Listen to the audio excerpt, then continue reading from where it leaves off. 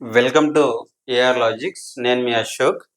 మనం 10th క్లాస్కి సంబంధించిన ట్రిగోనమెట్రీ చాప్టర్ 11.4లో ఎక్సర్సైజ్లో 6th ప్రాబ్లం 7th ప్రాబ్లం వరకు కంప్లీట్ అయిపోయినాయి. ఇప్పుడు 8th ప్రాబ్లంను సింప్లిఫై చేసే ప్రయత్నం చేద్దాం. 8th ప్రాబ్లం వచ్చేసి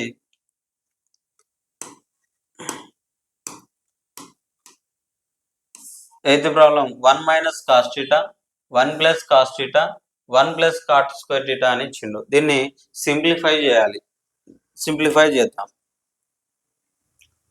8th ప్రాబ్లం నంబర్ 8 ఏమంటున్నాడు? 1 minus cos theta 1 minus cos theta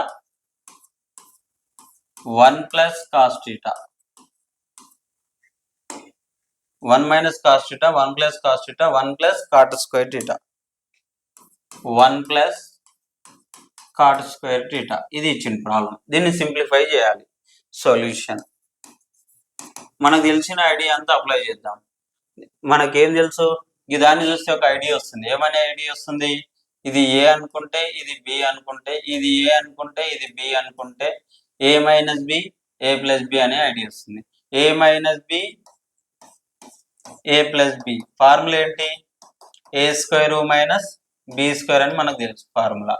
so అది ఇక్కడ రాస్తున్నా. ఏ అంటే ఎంత? ఇక్కడ 1 స్క్వేర్ మైనస్ బి అంటే ఎంత? ఇక్కడ కాస్ థీటా హోల్ స్క్వేర్ అని రాసిన. ఓకేనా? ఇది కంప్లీట్ చేద్దాం. ఇది ఏమవుతుంది? 1 ప్లస్ కాట్ స్క్వేర్ థీటాను అలాగే రాద్దాం. దీన్ని ఏమో రాయొచ్చు? 1 స్క్వేర్ అంటే ఎంత? 1 స్క్వేర్ ఆఫ్ ది 1 అంటే ఎంత? 1 స్క్వేర్ ఆఫ్ ది కాస్ ఎంత? Cos square theta into 1 plus cot square theta అని ఇచ్చిండు. అది సేమ్ రాద్దాం. ఇంకో స్టెప్లో చేద్దాం. Cot square theta.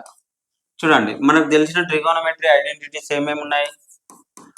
Sign square theta plus cos square theta equal to 1 కదా. అప్పుడు సైన్ స్క్వేర్ థీటా ఏమవుతుంది? దీన్ని అలాగే ఉంచుతున్నా, దీన్ని మాత్రం రైట్ సైడ్ తీసుకుంటున్నాం. This one take the right side. 1 minus cos square theta అవుతుంది. అంటే 1 మైనస్ కాస్ స్క్వేర్ థీటా ప్లేస్లో ఏమని రాయొచ్చు మనం? సైన్ స్క్వేర్ థీటా అని రాయొచ్చు. అంటే ఇది ఏమని రాయొచ్చు మనం? సైన్ స్క్వేర్ థీటా అని రాయొచ్చు. ఇది కంప్లీట్. సేమ్ ఇది కూడా చూడండి. Same secant square A cosec square A minus cot square A equal to ఎంత? 1. ఇది అటు సైడ్ తీసుకుంటే ఏమవుతుంది? Cosec square A equal to 1 plus cot square A అవుతుంది. అంటే కొసెక్ స్క్వేర్ ఏ ప్లేస్ లో ఏమని రాయొచ్చు? 1 ప్లస్ కాట్ స్క్వేర్ ఏ అని రాయొచ్చు. ఒకవేళ 1 ప్లస్ కాట్ స్క్వేర్ ఏ ఉంటే ఏమని రాయొచ్చు? కొసెక్ స్క్వేర్ ఏ అని రాయొచ్చు. అంటే ఓవరాల్ గా ఈ ప్లేస్ లో మనం ఏమని రాయొచ్చు? కొసెక్ స్క్వేర్ ఏ అని రాయొచ్చు. ఇది దీన్ని సింప్లిఫై చేద్దాం. ఇప్పుడు నౌ సైన్ స్క్వేర్ ఏను అలాగే రాసిన, సైన్ స్క్వేర్ ఏను సేమ్ రాసిన. ఈ దాని రెసిప్రోకల్ ఎంత? 1 బై సైన్ స్క్వేర్ ఏ. ఇది గెట్ క్యాన్సల్. రిమైనింగ్ ఎంత?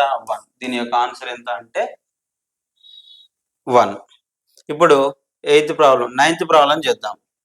9th ప్రాబ్లం చేద్దాం. ప్రాబ్లం నంబర్ 9 ఏమంటుండు? If sec theta plus tan theta equal to p, then what is the value of sec theta minus tan theta? sec theta plus tan theta equal to p అయితే sec theta minus tan theta value ఏమవుతుంది అని question అడుగుతున్నాడు. So ఆ problem చేద్దాం మనం. sec theta minus plus ఇక్కడ plus cot theta, sec theta plus tan theta equal to p.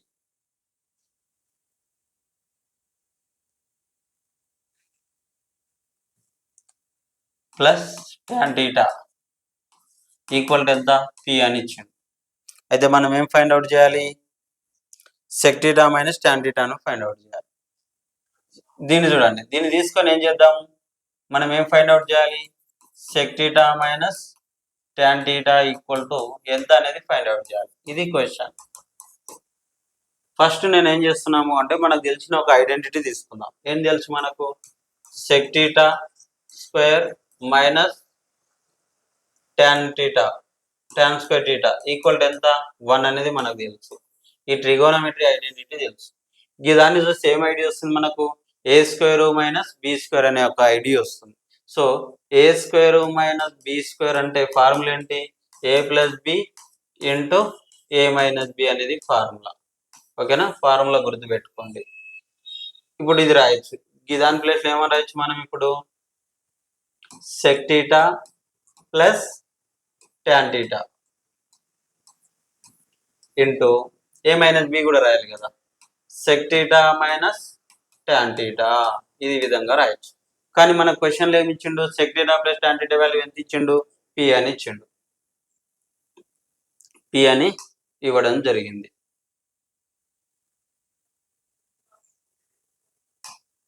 Equal to 1. ఇప్పుడు ఈ ప్లేస్ లో పి రాస్తున్నాను. P into sec theta minus tan theta equal to 1. Only మనకి ఏం కావాలి? Sec theta minus tan theta value ఎంత అని అంటున్నాను. Sec theta minus tan theta equal to 1. ఇది పి అనేది దీనికి ఏంటి? మల్టిపుల్ కదా, ఇటు సైడ్ వస్తే ఏమవుతుంది? డివిజన్ అవుతుంది. 1/p అని అంటాం. ఇది క్వశ్చన్. సేమ్ ఇలాంటిది ఒక క్వశ్చన్ చూడండి. సేమ్ ఇలాంటి క్వశ్చన్ ఒకటి చేద్దాం. సేమ్ అలాంటి క్వశ్చనే చేద్దాం. సేమ్ 9th ప్రాబ్లంకి సంబంధించిన క్వశ్చన్. ఏమంటున్నానంటే cosec theta plus cot theta equal to K అయితే దెన్ ఇఫ్ అని పెట్టుకోండి. If cosec theta plus cot theta equal to K then find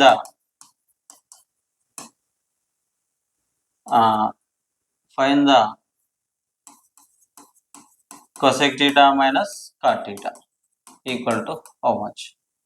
ఓకేనా? ఇది క్వశ్చన్. సేమ్ సొల్యూషన్ చేద్దాం చూడండి. సొల్యూషన్ మనకు తెలిసిన ఐడెంటిటీ తీసుకుందాం. ఏంటి?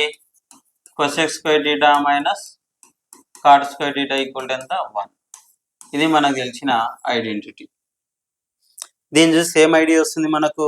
ఏ స్క్వేర్ మైనస్ బి స్క్వేర్ కదా, అంటే a plus b into A minus b రాయాలి. అంటే ఏమని రాయాలి? Cosec theta plus cot theta into